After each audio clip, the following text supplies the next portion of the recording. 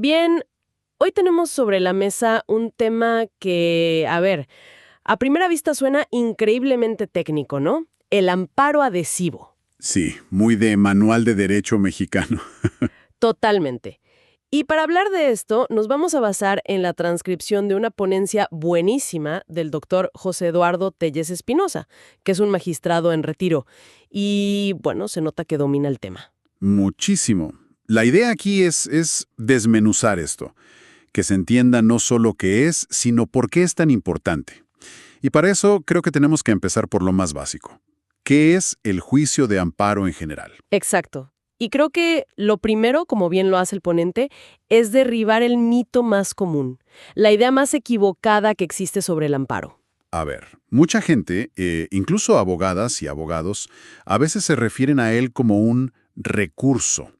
El doctor Telles es súper enfático en esto. El amparo no es un recurso. Ok, eso es clave. No es como una apelación, no es el siguiente paso. No es simplemente el siguiente escalón en un juicio. Es algo completamente distinto. ¿Qué es entonces? Si no es un tribunal superior revisando al inferior, ¿qué estamos viendo? Es un juicio. Un juicio totalmente nuevo y, digamos, autónomo. Su propósito es ser un medio de control, un control sobre el poder del Estado. Ajá. Específicamente, es un control de constitucionalidad y de convencionalidad. Dicho más fácil, es un mecanismo para preguntarle a un juez federal, oye, esta ley, este acto de autoridad, esta sentencia, ¿viola mis derechos humanos? Claro, los derechos que están en la Constitución o en tratados internacionales. Exacto. Es un chequeo de poder en toda regla. De acuerdo. Eso ya cambia toda la perspectiva. No es parte del juego original, es un árbitro que viene de fuera a ver si las reglas principales, la Constitución, se están respetando. Justo. Pero el ponente, el doctor Telles, va más allá. Dice que esta herramienta es como una navaja suiza para los derechos, que tiene varias funciones. ¿Cuál sería la primera? La primera es lo que él llama un control de legalidad indirecto. Suena bastante técnico, ¿no? Suena complicado, sí, pero la idea en el fondo es simple. Mira, la Constitución, en los artículos 14 y 16, te garantiza que la autoridad no te puede molestar si no es con un acto bien fundado y motivado. O sea, que sigan la ley al pie de la letra. Eso. Entonces, cuando en un amparo tú dices que violaron esos artículos, el juez de amparo, para saber si es cierto, tiene que meterse a analizar si la autoridad aplicó bien las leyes secundarias. Ah, ya entiendo. Indirectamente, termina revisando la legalidad de todo el acto. Es como si para revisar si la pared está bien pintada, que sería la garantía constitucional, tuvieras que revisar si el cimiento de la casa, la ley secundaria, está bien puesto. Exactamente. Esa es una analogía perfecta. La segunda función es más directa, es un control sobre la interpretación de la Constitución. Y aquí es donde se pone muy interesante. O sea, no solo es ignoraron este artículo. No, lo interpretaron mal. Se puede pelear el cómo lo interpretaron. A ver, dame un ejemplo de eso, porque suena muy abstracto. En la práctica, ¿cómo se ve? El doctor Telles da un ejemplo genial sobre la era digital. La Constitución dice que una orden de aprehensión debe constar en un mandamiento escrito. Ok, en papel. Claro, eso pensamos. Pero imagina que un juez emite la orden en una memoria USB. La policía te detiene con eso. En el amparo, el debate no sería si hay orden o no. Sino qué demonios significa escrito hoy. Exacto. Un archivo digital es un escrito. El amparo fuerza a los jueces a pensar en el propósito de la norma, no solo en la palabra literal de hace 100 años. Ya veo, es para que la Constitución se mantenga viva, relevante, que no sea un documento de museo. Fascinante. ¿Qué más trae esa navaja suiza? La tercera función es casi un espejo de la anterior, pero con los tratados internacionales. Es un control de la interpretación de los derechos humanos que están ahí. Ok. Por ejemplo, la Convención Americana dice que los recursos legales deben ser sencillos y rápidos. La palabra sencillo no está en nuestra Constitución. Cierto. Entonces, si una persona siente que un trámite es un laberinto burocrático, puede ir a un amparo para que un tribunal defina qué significa sencillo en ese contexto. ¿Y si el Estado está cumpliendo? O sea que el amparo es la puerta para que el derecho internacional, bueno, más bien, para que se aplique de verdad en los tribunales, en el día a día. Precisamente. Y la cuarta y última función que destaca el ponente es el control sobre la aplicación de la jurisprudencia. A ver, la jurisprudencia son estas interpretaciones obligatorias de la Suprema Corte, ¿cierto? Sí, y de los tribunales colegiados. Y son obligatorias para todos los jueces del país. Pero ¿qué pasa con un presidente municipal? Un secretario de gobierno. ¿Ellos no son jueces? Técnicamente, no están obligados a seguirla. Así es. Espera un momento. ¿Me estás diciendo que un alcalde podría simplemente ignorar una decisión de la Suprema Corte? Eso suena un problema grave. ¿Podría ignorarla? Y justo ahí entra el amparo. La persona afectada por ese alcalde va al amparo. Y el juez de amparo, que sí está obligado a seguir la jurisprudencia, le va a decir al alcalde, usted no está obligado a saber de esto, pero yo sí, y le ordeno que aplique la ley como la Corte dijo. Le traduce la jurisprudencia a una orden directa. Exacto. La convierte en una orden para la autoridad administrativa. De acuerdo, el panorama del amparo principal queda muchísimo más claro. Es una herramienta muy, muy poderosa. Pero claro, todo esto es desde la perspectiva de alguien que va contra una autoridad. Sí. Esto nos lleva a la otra cara de la moneda. Pensemos en un juicio normal. Persona A demanda a persona B, A gana. B apela, A vuelve a ganar. La sentencia ya es firme, le da toda la razón a A. Ok, escenario claro. Pero B, el perdedor, usa esta súper herramienta y promueve un amparo directo. ¿Qué pasa con A, la que ya había ganado? Se tiene que sentar a esperar a ver qué pasa, con el riesgo de perderlo todo. Esa es la pregunta clave. Y la respuesta del sistema es no, no tiene por qué ser una espectadora pasiva. La herramienta que tiene para defender su victoria es precisamente el amparo adhesivo. Aquí llegamos. Aquí llegamos. Y el doctor Telles usa una analogía que lo explica perfecto. Dice que pensemos en la sentencia favorable como una mesa. Ok, ¿una mesa?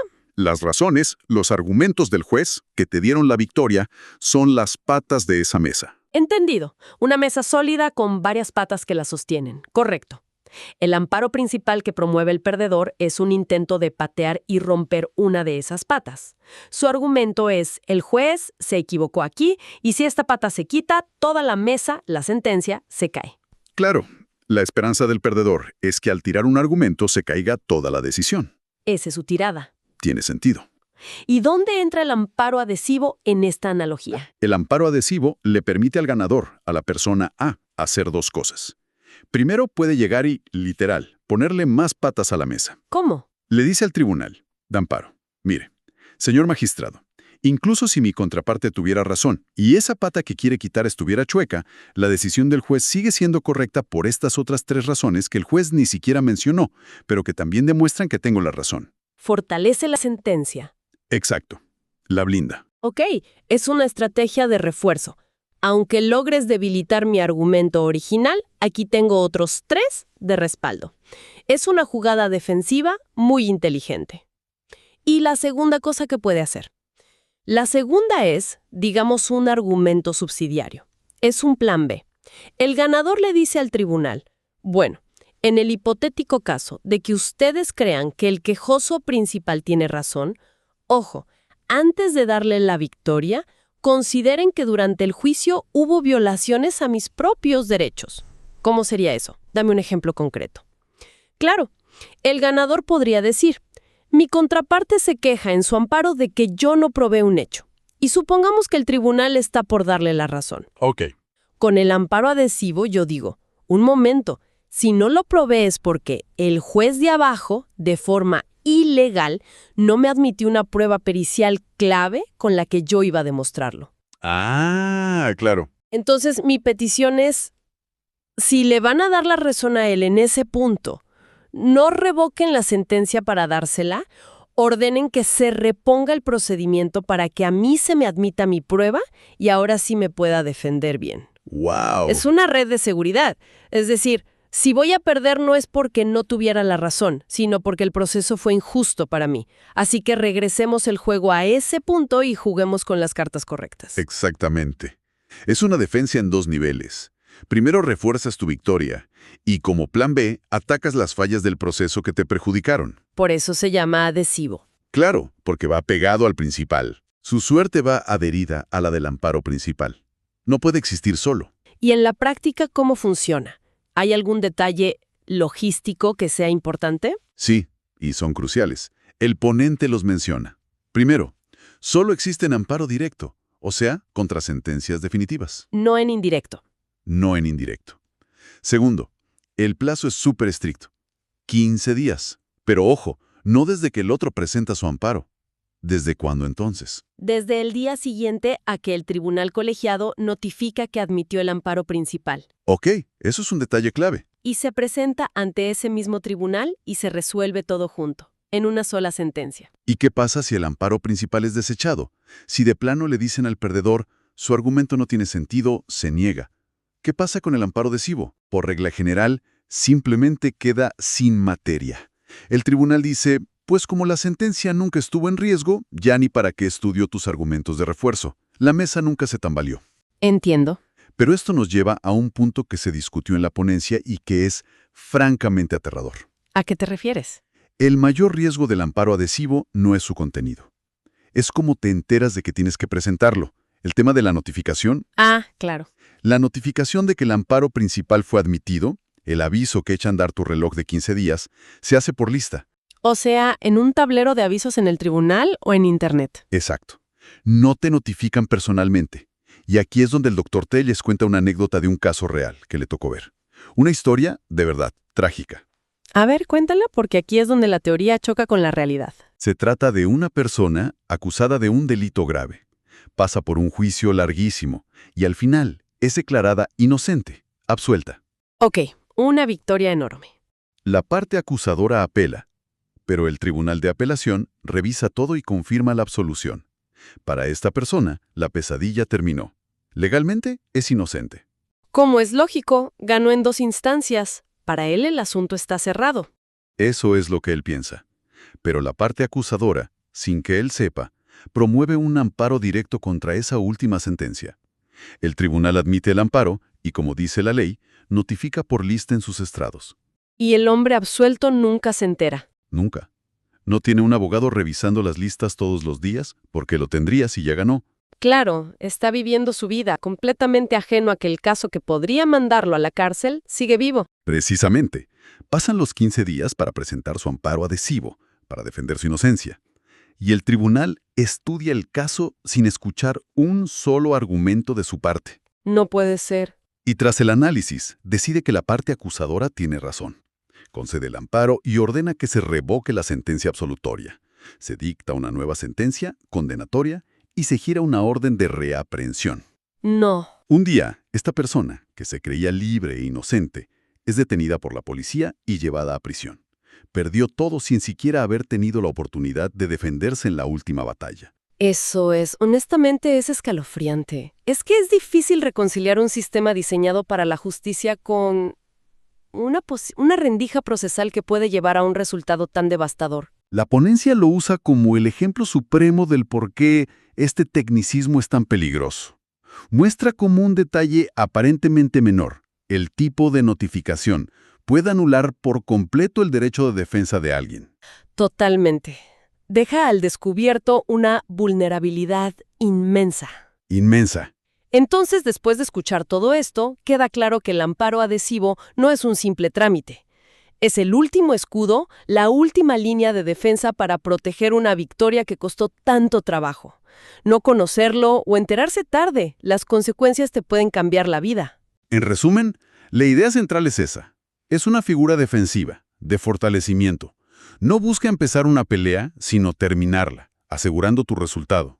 Y si conectamos con el inicio, vemos un equilibrio. Ajá. Si el amparo principal es el gran control del ciudadano contra la autoridad, el amparo adhesivo es el contrapeso que garantiza que la justicia que ya obtuviste en un juicio no se pierda en la última instancia, por estrategia o peor, por un descuido procesal. Y al final, esta exploración nos deja con un pensamiento bastante profundo.